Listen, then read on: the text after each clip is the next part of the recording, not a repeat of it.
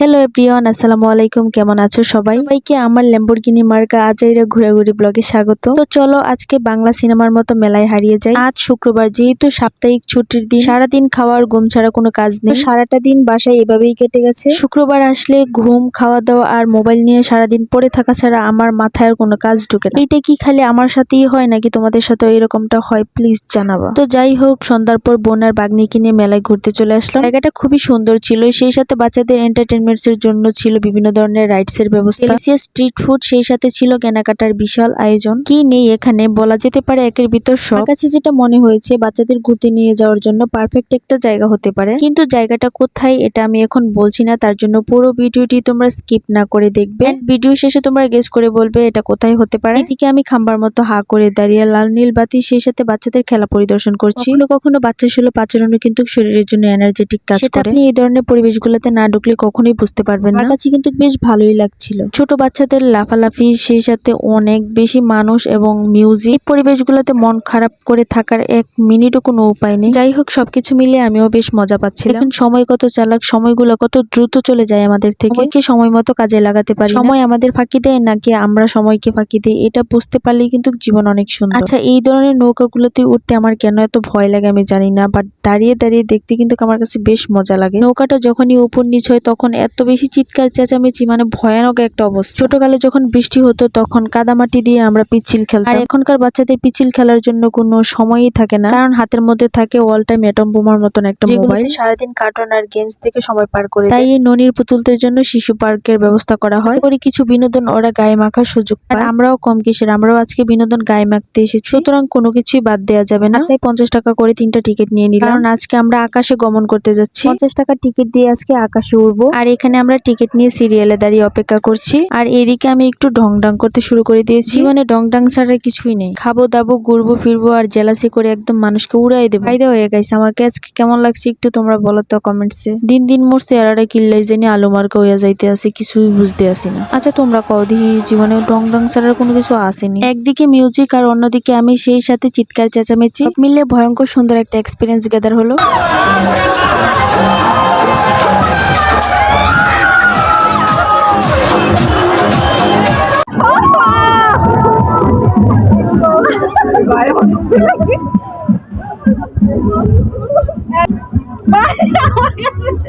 সব কিছু দেখলে আমার এমনি মাথা ঘুরে যাচ্ছে।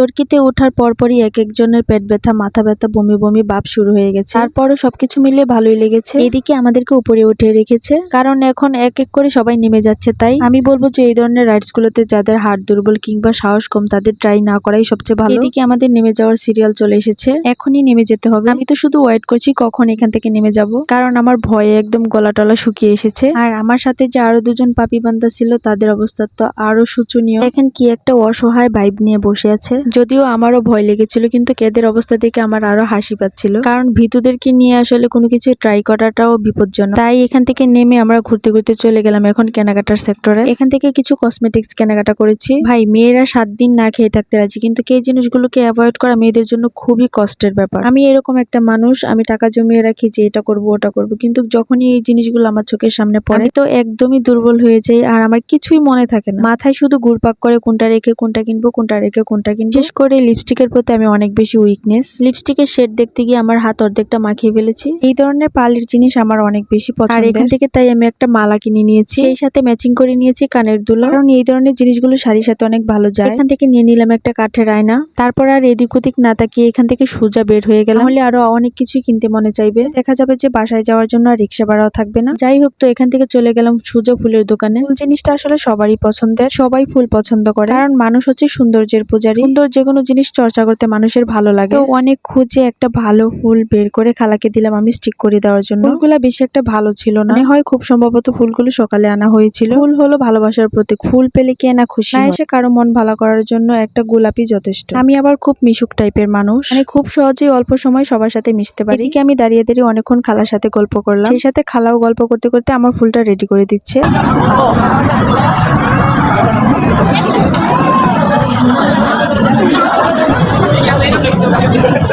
এই তো ফাইনালি আমার ফুলটা রেডি হয়ে গেল, আর সেটা আমি আমার বোনের কাছ থেকে ভালোবেসে গ্রহণ করে নিলাম। খুবই খুশি ছিলাম ফুলটা হাতে পেয়ে। বাচ্চাদের মতো আমার পাগলামির আর যেন কোনো শেষ নেই, সেই সাথে এক এক সময় এক এক রকম বায়না তো আছে। তো এখন কিনবো হচ্ছে ঝিলমিলওয়ালা বেলুন। ওই যে দেখতে পাচ্ছেন ঝিলমিলওয়ালা বেলুন, ওটা আমার পছন্দ হয়েছে আর আমি এটাই নেব। এদিকে বোন আমার এদিকে ওদিকে দেখাচ্ছে, মানে আমাকে এদিক ওদিক দেখাচ্ছে বেলুন না কিনে দিয়ে বাসায় চলে যাওয়ার ধান্দা। আর আমিও নাসরবান্দা বেলুন কিনে তারপর বাসায় যাব। আর এখন এখানে এসে আমার মনে হচ্ছে তখন ফুল না কিনে এখান থেকে ফুল কিনলে আমার ভালো হতো, কারণ এখানকার ফুলগুলো অনেক বেশি ফ্রেশ ছিল, একদম তাজা ও সুন্দর। আর তাই বাচ্চাদের মতো আমার হাতের ফুলটার সাথে ওই ফুলগুলো বারবার মিলিয়ে দেখছিলাম। যাই হোক, আমার ঝিলমিলওয়ালা বেলুন কিনা ডান। বেলুনটা কেমন হয়েছে, সুন্দর না? যাই হোক, অনেক তো ঘোরাঘুরি হয়েছে, এখন খিদা লেগেছে, খেতে হবে কিছু। পেট শান্তি তো দুনিয়া শান্তি। আমরা বাসা থেকে বের হয়েছিলাম সন্ধ্যা 7:20-এ, আর এখন বাজে রাত 9:30। 2 ঘন্টারও বেশি সময় ধরে হাঁটাহাঁটি করলাম, মেলায় ঘুরলাম। বাই দ্য ওয়ে, রেস্টুরেন্টের এনভায়রনমেন্টটা কিন্তু খুবই সুন্দর ছিল। এদিকে ক্ষুধার্ত প্রাণীগুলো খাবার অর্ডার দিয়ে বসে আছে, খাবার কখন আসবে আর কখন খাবে। খাবার আইটেমের মধ্যে ছিল ক্যাপুচিনো, চিকেন ফ্রাই আর লাচ্ছি। খাবারের টেস্টও মোটামুটি ভালোই ছিল। পর এখান থেকে আমরা সোজা বাসায় চলে যাই। ভিডিওটি দেখার জন্য সবাইকে অসংখ্য ধন্যবাদ। Thanks for watching this video. আল্লাহ হাফেজ।